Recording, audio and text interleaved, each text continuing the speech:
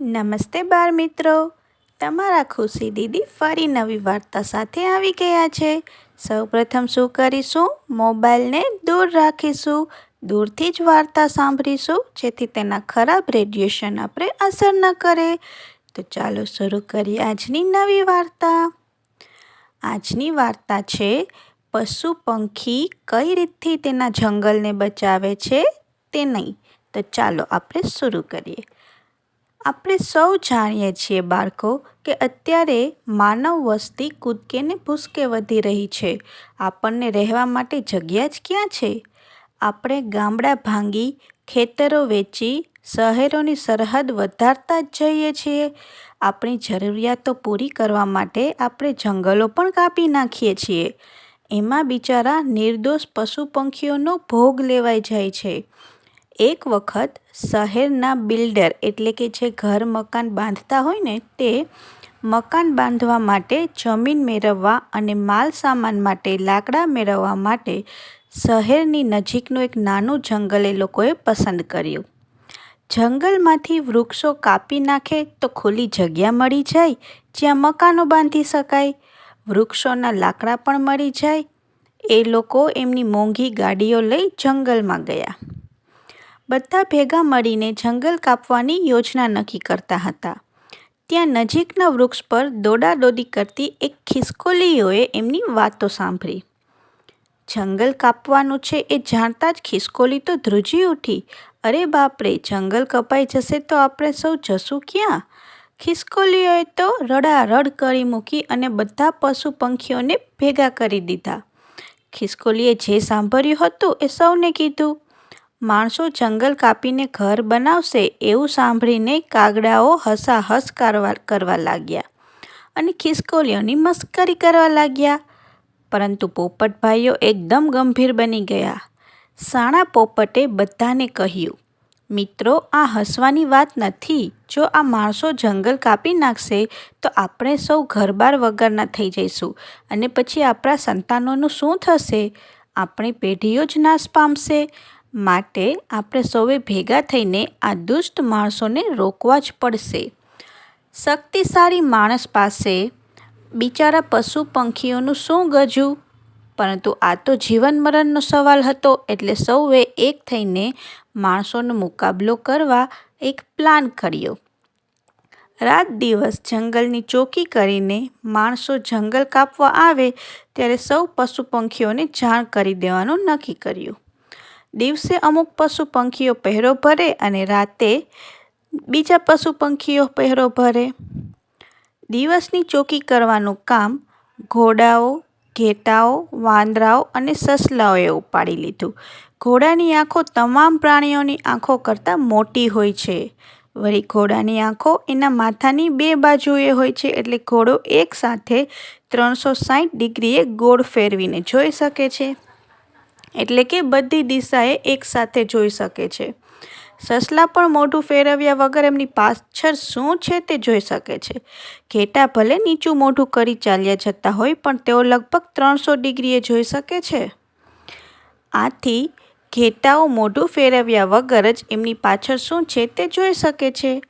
પ્રાણીઓએ ઘોડા, સસલા અને ઘેટાની આ શક્તિઓનો ફાયદો ઉઠાવવાનું નક્કી કર્યું. જંગલની એક દિશાએ ઘોડાઓ ઊભા રહી ગયા, બીજી દિશાએ ઘેટા ઊભા રહી ગયા. બીજી 2 દિશાઓએ વૃક્ષો પર મોટા વાંદરા ચડી ગયા. વાંદરાઓની પીઠ પર નાના સસલા બેસી ગયા. ઊંચા વૃક્ષો પરથી તેઓ ચારે બાજુ શું થઈ રહ્યું છે તે જોઈ શકતા હતા. આમ જંગલની ચારે બાજુએ સજ્જ ચોકી પહેરો થવા લાગ્યો. માણસો આવતા દેખાય એટલે વાંદરા, સસલા, ઘેટા અને ઘોડા બધા જ પશુ પંખીઓને જાણ કરી દેતા. પછી સમડી, બાજ, કાગડા અને બીજા પંખીઓ એમના તીક્ષ્ણ નોર વડે માણસોને મારવા લાગતા. વાંદરાઓ અને જંગલી કૂતરાઓ એ દુષ્ટ લોકોને બચકા ભરવા લાગતા. મોટા શિંગડાવાળા પશુઓ જોર જોરથી દોડીને લોકોને અડફેટે લેતા. જંગલ કાપવા આવતા દુષ્ટ લોકોમાં તો હાહાકાર વ્યાપી ગયો. દુષ્ટો તોબા પોકારી ગયા. એમણે નક્કી કર્યું કે હવે દિવસે નહીં પણ રાતે જંગલ કાપીશું. આ જાનવરો અંધારામાં આપણને જોઈ નહીં શકે. પરંતુ એમને ક્યાં ખબર હતી કે રાતે પણ જંગલના નિશાચરો ચોકી પહેરો કરવાના છે. ઘુવડ તો રાતના રાજા ગણાય. ઘુવડ અંધારામાં જોઈ શકે અને વળી પાછા માથું 360 ડિગ્રીએ ગોળ ફેરવીને પાછળ પણ જોઈ શકે. ચામાચીડિયા પણ રાતે અંધારામાં જોઈ શકે છે. ચામાચીડિયા તો કોઈ પણ વસ્તુ કેટલા અંતરે છે તે પણ પારખી શકે છે. તેઓ અવાજ કરે અને પછી રાહ જુએ. અવાજના તરંગો આગળની વસ્તુઓ પર અથડાઈને કેટલી ઝડપમાં પાછા આવે છે તેના પરથી તેઓ નક્કી કરી શકે છે કે કોઈ પણ વસ્તુ એમનાથી કેટલી દૂર છે.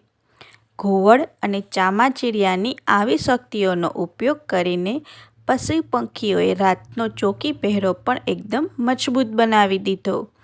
દુષ્ટ માણસો રાતે જંગલ કાપવા આવ્યા ત્યારે ઘુવડો અને ચામાચીડિયા એમને જોઈ ગયા. તેઓ ડરામણા અવાજો કરવા લાગ્યા.